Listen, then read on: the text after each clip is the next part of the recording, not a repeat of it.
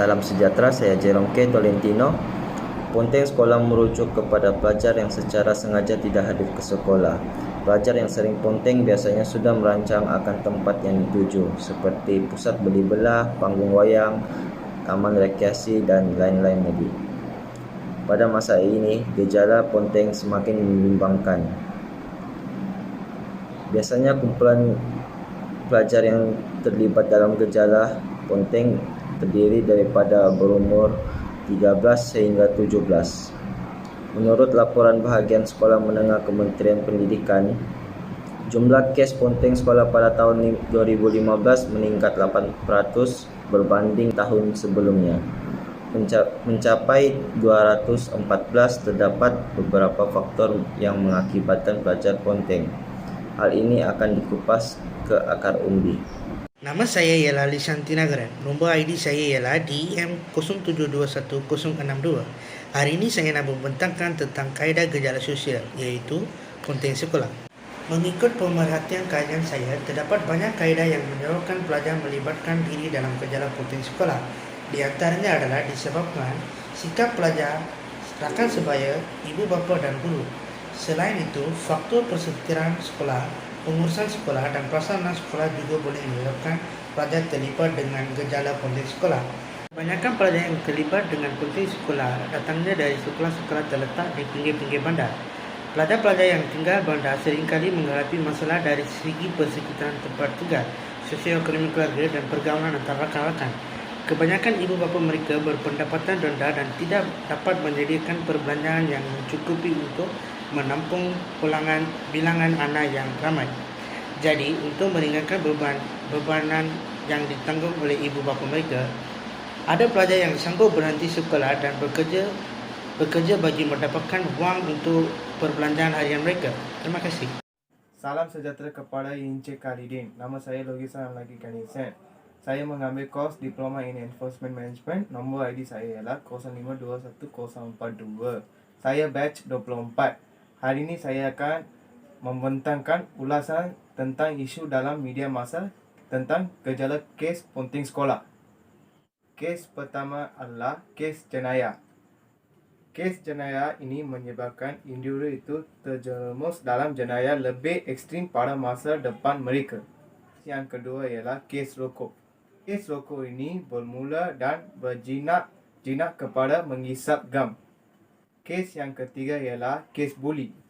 Dalam kalangan murid, media massa menyiarkan drama atau filem yang memaparkan aksi pergaduhan yang berbahaya sebab buli seseorang.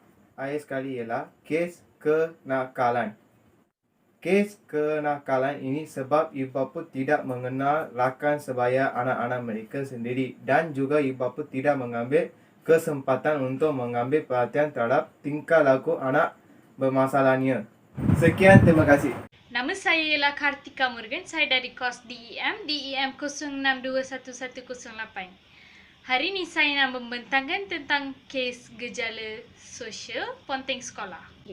Saya ingin membentangkan tentang statistik-statistik yang kita dapat pada tahun 2017. Pengerusi Jawatan Kuasa Pendidikan, Sumber Manusia Sains dan Teknologi sebanyak lebih daripada 1,000 murid pada 1 bulan.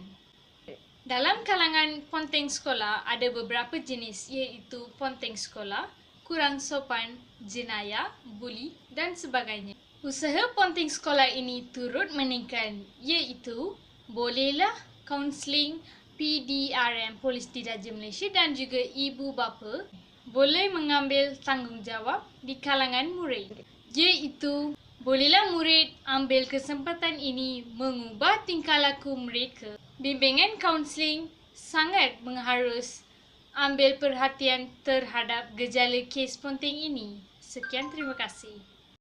Nama saya ialah Kartika Chandra. Ponteng sekolah sebenarnya tidak menjadi kebaikan dan keseronokan kepada para pelajar. Antara kesan-kesan negatif yang akan timbul adalah guru-guru berasa tertekan, masyarakat memandang rendah terhadap pelajar, masa depan tidak berjamin, menjejaskan peratusan kedatangan pelajar. Punca-punca Punca-punca pelajar ponteng sekolah ialah tidak berminat dalam pelajaran, kurang kasih sayang serta pemantauan ibu bapa, pengaruh rakan sebaya, mencari keseronokan dan tekanan seksual. Selamat pagi, salam sejahtera. Saya Lukisan Lagi Saranan, seorang pelajar dari kos Enforcement Management yang penembuk ID DEM0721-026. Terdapat pelbagai cadangan untuk kes masalah ponteng sekolah, terutama sekali ialah peranan ibu bapa. Ibu bapa perlulah memberi perhatian kepada anak sama ada soal memberi kasih sayang atau perhatian terhadap pelajaran mereka. Seterusnya, mereka juga hendaklah memainkan peranan bermula dari akar umbi bagi menjaga anak-anak mereka daripada ponteng sekolah, dan ibu bapa juga merhatikan gerak-geri mereka dengan siapa anak mereka berkawan, kerap menghubungi pihak sekolah serta memeriksa beg sekolah anak sebagai bukti semasa anak-anak mereka menghadiri sekolah atau tidak. Kesimpulannya, kita hendaklah bersatu padu sebagai awal dengan tebing untuk menangani masalah gejala ponteng sekolah ini. Semua mestilah memberi kerjasama dan idea yang berbeza supaya generasi muda kita dapat dijaga. Marilah kita semua bekerjasama untuk menjaga generasi muda kita. Kesimpulan, gejala ponteng sekolah ini berlaku akibat daripada pengaruh rakan sebaya, pelajar yang tidak minat belajar, dan suasana sekolah yang membosankan. Gejala ini dapat dibendung dengan berkesan jika para pelajar sedar akan pentingnya pelajaran dan risiko apabila mereka ponteng sekolah. Pihak ibu bapa dan sekolah harus melihat hal ini dengan serius supaya langkah-langkah untuk mengatasi masalah ini. Kerjasama dan sikap prihatin ibu bapa akan memudahkan pihak sekolah untuk mengatasi gejala ponteng sekolah. Hal ini kerana generasi muda merupakan bakal pemimpin pada masa hadapan.